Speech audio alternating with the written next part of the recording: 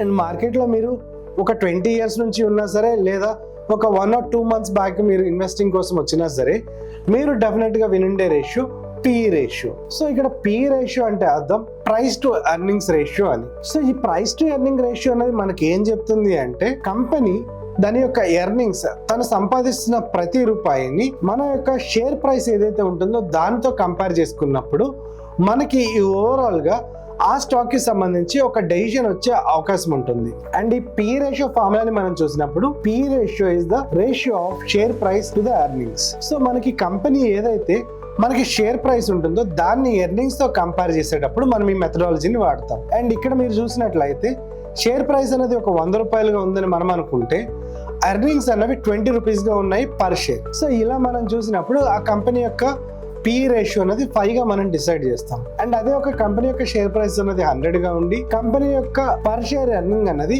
మనకు గనక ఒక 500 రూపీస్గా ఉండుంటే, మనకి ఇక్కడ ఓవరాల్గా PE రేషియో అనేది చాలా తక్కువగా ఉండాలని మనం చూడొచ్చు. సో జనరల్ ఇన్వెస్టర్ పర్స్పెక్టివ్ వచ్చినప్పుడు PE రేషియో అనేది తక్కువగా ఉంటే అది బెస్ట్ కంపెనీ అని, అండ్ ఒకవేళ PE రేషియో అనేది చాలా ఎక్కువగా ఉంటే అది మనకి కంపెనీ హయ్యర్ వాల్యుయేషన్స్లో ఉందని దాంట్లో ఇన్వెస్టింగ్ అనేది అవాయిడ్ చేస్తూ ఉంటారు.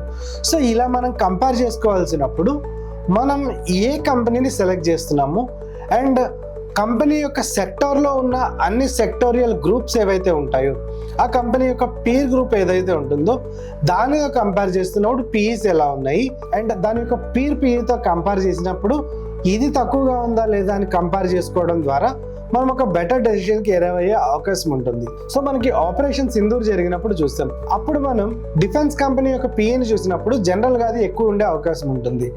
బట్ అప్పుడు PE రేషియోని మనం ఏదో IT సెక్టర్లో ఉన్న ఇంకో కంపెనీతో కంపేర్ చేసినప్పుడు మన డెసిషన్ అనేది ఇన్ఫ్లుయెన్సర్ డెసిషన్, లేదా మన డెసిషన్ రాంగ్ అవడానికి ఛాన్స్ ఉంటుంది. సో ఈ PE రేషియోని అర్థం చేసుకునేటప్పుడు మనం ఒక కంపెనీ PE రేషియోని గమనిస్తున్నప్పుడు మనం ఆ కంపెనీ యొక్క పీర్తో మాత్రమే కంపేర్ చేయాలి, అండ్ ఆ సెక్టార్తో మాత్రమే మనం కంపేర్ చేసినప్పుడు మనం ఒక బెటర్ డెసిషన్స్కి రావడానికి అవకాశం ఉంటుంది. Investments in the securities market are subject to market risk. Read all the related documents carefully before investing.